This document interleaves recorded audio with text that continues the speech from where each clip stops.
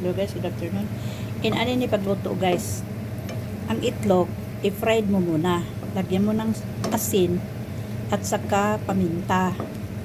Pagkatapos, yung ampalaya, i-fried mo yung onion at saka yung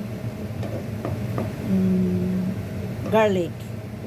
Tapos, isunod mo tong ampalaya. Yung ampalaya, huwag mong hugasan mo lang yung ampalaya. Hugasan mo na hindi pa nabiak. Hugasan mo na bago mo biyak-biyakin. Pagkatapos guys, kung makita mo nga medyo nagbago ng kulay ng ampalaya, ilagay mo ng itlog. Hindi siya nagtutubig. Tingnan mo guys, oh. Minsan bumibili ako dyan sa sa kahit saan. Nakita ko wala akong ganang kumain kasi nagtutubig yung kanilang itlog.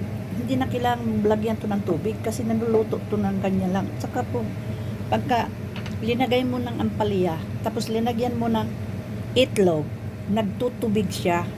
Pero kung i-fried mo yung itlog, bago mo ihalo, tignan mo guys, looking delicious. It is delicious, really. Yan ang pagluto. Yan ang secret ng ampalaya. Ngayon, hindi ako marunong magluto, pero